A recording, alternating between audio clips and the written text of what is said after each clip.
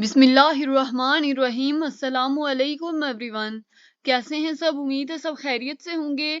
तो my dear student, आज हमारा 9th क्लास बायोलॉजी में चैप्टर नंबर 2 का लेक्चर नंबर 11 है, जिसमें आज हम चैप्टर नंबर 2 के एक्सरसाइज के शॉर्ट क्वेश्चंस डिस्कस करेंगे। तो मूव करते हैं आज के अपने लेक्चर की तरफ। Who is responsible for the spread of malaria in human and birds? तो student, who is responsible for the spread of malaria in human and birds? So mosquito is responsible for the spread of malaria in human and birds. Question number 2 क्या है कि what do you mean by hypothesis and detection? Students, आप मुझे बताएंगे hypothesis क्या होता है और डिटेक्शन क्या होती है? हाइपोथेसिस वो होता है जब बायोलॉजिस्ट बहुत सारे ऑब्जर्वेशन को ऑर्गेनाइज्ड कर लेते हैं, मतलब के बहुत सारे ऑब्जर्वेशंस उनके पास जमा हो जाते हैं, यानी कि एक बायोलॉजिकल प्रॉब्लम को आइडेंटिफाई करते हैं और उस बायोलॉजिकल प्रॉब्लम का सॉल्यूशन फाइंड करने के लिए वो बहुत सारे ऑब्जर्वेशंस करते हैं, और जब वो ऑब्जर्वेशन को ऑर्गेनाइज कर लेते हैं तो फिर वो उनके ऊपर सोचना शुरू कर देते हैं। एक ऐसा टेंटेटिव आंसर जो कि एक बायोलॉजिकल प्रॉब्लम का, एक ऐसा सपोज्ड आंसर जो कि बायोलॉजिकल प्रॉब्लम का सॉल्यूशन साबित हो सकता है, उसको हम क्या कहते हैं? हाइपोथेसिस कहते हैं। डिटेक्शन क्या होती है? बायोलॉजिस्ट जो कि लॉजिकल रिजल्ट डेवलप करते हैं हाइपोथेसिस से उसको हम क्या कहते हैं? डिटेक्शन कहते हैं। वो क्या अज्यूम करते हैं? वो कहते हैं कि अगर उनका हाइपोथेसिस ट्रू है तो फिर रिजल्ट्स क्या हो सकते हैं, यानी कि दो टर्म यूज होती है डिटेक्शन में, एक इफ एंड देन। इफ में वो क्या कहते हैं? इफ में कहते हैं कि अगर उनका हाइपोथेसिस ट्रू होता है तो फिर रिजल्ट क्या हो सकता है। देन में क्या पूछते हैं? देन में कहते हैं कि what might be the results. Student, एक दफा क्वेश्चन नंबर 2 को रिवाइज कर लेते हैं कि what do you mean by hypothesis in detection? Hypothesis, when biologist has organized the observations he thinks over them, a tentative answer that may prove the answer of a biological problem is called hypothesis. Detection, biologist evolves a logical result from his hypothesis. He assumes that if his hypothesis is true, then what might be the results? Such logical results of hypothesis are called detections. Move करते हैं next question की तरफ, question number 3 की तरफ। Differentiate between ratio and proportion. Differentiate between ratio and proportion. Ratio क्या होता है? It is a relation of one number two the other number. पर प्रोपोर्शन क्या होता है? प्रोपोर्शन रिलेशन होता है दो इक्वल रेशियोज के दरमियान का। स्टूडेंट, रेशो की बात करें तो रेशो क्या, कौन सा रिलेशन होगा? रेशो एक नंबर को दूसरे नंबर से ज्वाइन करेगा, और प्रोपोर्शन क्या करेगा? दो इक्वल रेशियोज को ज्वाइन करेगा। एग्जांपल से देखते हैं इस कॉन्सेप्ट को। रेशो की एग्जांपल देखते हैं। फर्स्ट ऑफ ऑल कि the ratio between 50 malarial patient and 150 normal person is shown as 1:3।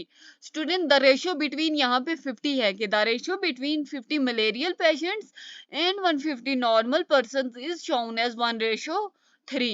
उसके बाद है प्रोपोर्शन के A ratio B is equal to C ratio D is a proportion between the two ratio। A ratio B is equal to C ratio D is the proportion between the two ratios। हर जो proportion होता है, दो ratios का जो हर proportion होता है उसमें चार टर्म्स होती हैं। स्टूडेंट, ये बात आपने हमेशा ही याद रखनी है कि अगर आपसे पूछा जाए कि दो रेशियो के जो हर प्रोपोर्शन होता है, दो रेशियोज का जो हर प्रोपोर्शन होता है उसमें कितनी टर्म होती हैं, तो आप क्या कहेंगे? चार टर्म्स होती हैं। The first and fourth terms are, जो फर्स्ट और जो फोर्थ टर्म होती है वो एक्सट्रीम कहलाती है, और जो सेकंड एंड थर्ड टर्म होती है वो मीन्स कहलाती है। स्टूडेंट, एक दफा क्वेश्चन नंबर 3 को रिवाइज कर लेते हैं। Differentiate between ratio and proportion. It is the relation of one number two the other number. The ratio between 50 malarial patients and 150 normal person is 1:3। It means to join two equal ratios. Proportion means to join two equal ratios. For example, A ratio B is equal to C ratio D is a proportion between the two ratios. In every proportion of two ratios, there are four terms. The first and fourth terms are called extremes and the second and third are called means। Move करते हैं next question की तरफ। Question number 4 है differentiate between theory and law. Differentiate between theory and law. Theory A hypothesis is tested again and again by experiment. जो hypothesis होता है वो बार बार experiment के थ्रू टेस्ट किया जाता है, और अगर ये बहुत सारे एक्सपेरिमेंट से साबित हो जाए तो ये इंक्रीज करता है बायोलॉजिस्ट का कॉन्फिडेंस हाइपोथेसिस में, यानी कि बायोलॉजिस्ट इस हाइपोथेसिस के ऊपर और ज्यादा काम करना शुरू कर देते हैं। ऐसा जो स्पॉटेड हाइपोथेसिस होता है, यानी कि वो हाइपोथेसिस जो कि प्रॉब्लम के सोल्यूशन के करीब तरीन होता है, इससे और भी हाइपोथेसिस बनाना इजी होता है। तो अगर जो न्यू हाइपोथेसिस होता है वो बार बार एक्सपेरिमेंट के थ्रू प्रूव हो जाए तो वो क्या बन जाता है, वो एक थ्योरी बन जाती है। लॉ क्या है कि बायोलॉजिस्ट थ्योरीज के ऊपर भी टेस्ट करना नहीं छोड़ते, बल्कि थ्योरीज के ऊपर भी टेस्ट करते हैं न्यू हाइपोथेसिस बना के।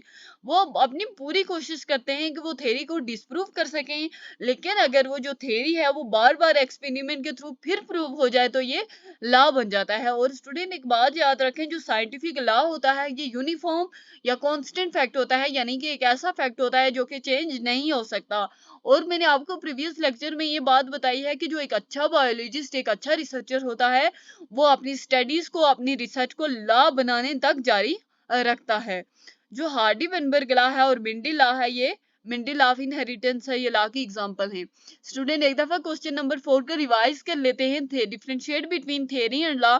A hypothesis tested again and again by experiments. If it is proved by many experiments, it increases biologists' confidence in the hypothesis. Such well-supported hypothesis is used for making more hypotheses. If the new hypotheses are again proved by many experiments, the original hypothesis becomes a theory. उसके बाद है law. Biologists keep on testing the theories by making new hypotheses from it. They try their best to disprove the theory. If a theory is proved again and again by experiments, it becomes a law. A scientific law is a uniform or constant fact of nature.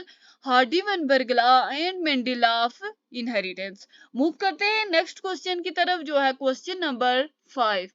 Define biological problem. A biological problem, एक जो biological problem होती है वो एक question होता है।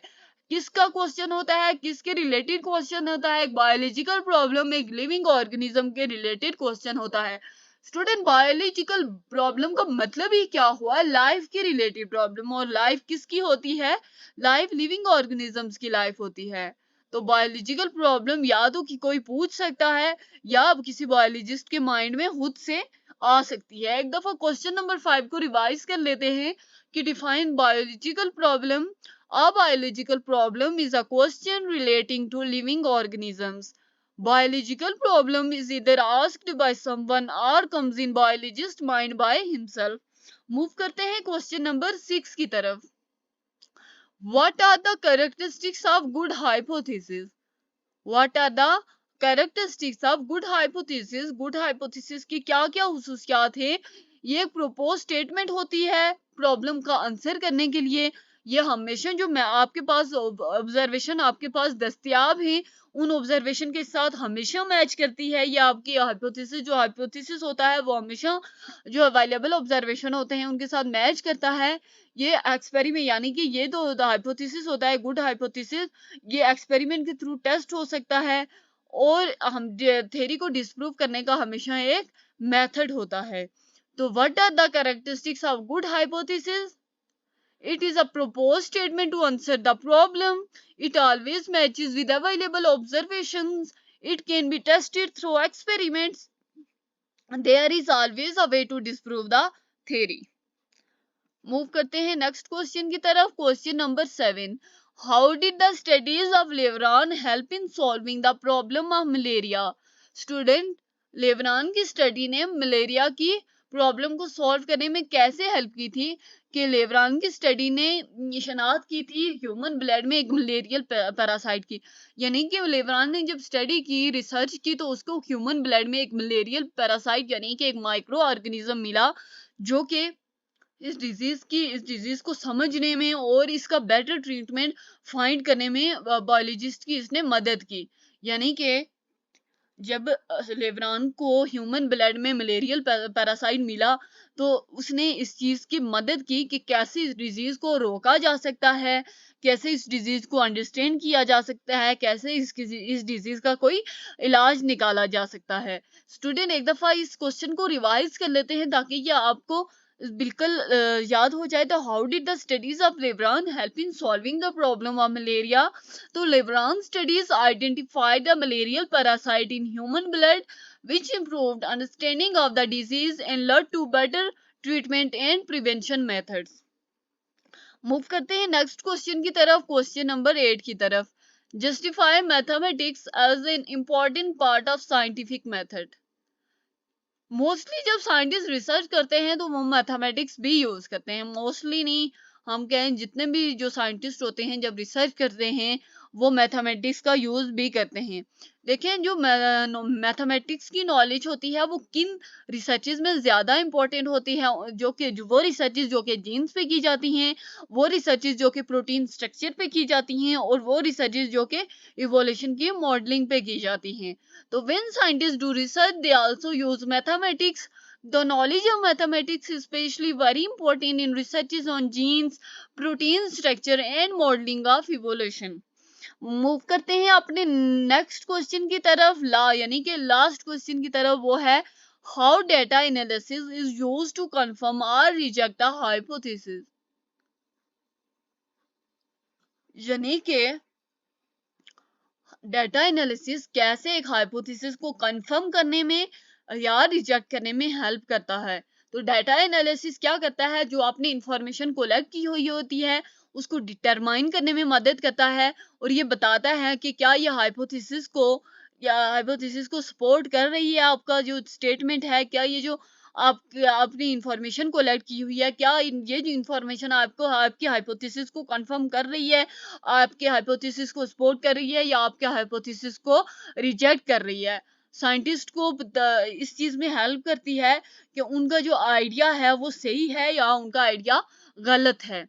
यानी कि उन्होंने एक प्रॉब्लम को सॉल्व करने के लिए अपना जो आइडिया दिया है उस आइडिया के ऊपर उन्होंने डिटेक्शंस ड्रॉ की, सॉरी पहले हाइपोथेसिस किए, फिर डिटेक्शंस ड्रॉ की, देन उन्होंने एक्सपेरिमेंट्स किए, और एक्सपेरिमेंट के बाद उन्होंने एनालिसिस करना, और एनालिसिस के थ्रू उन्हें ये चीज मालूम होगी, साइंटिस्ट ये डिसाइड कर सकेंगे कि उनका आइडिया एक प्रॉब्लम को सॉल्व करने के लिए सही साबित हुआ है या गलत साबित हुआ है। तो student how data analysis is used to confirm और रिजेक्ट अ हाइपोथेसिस?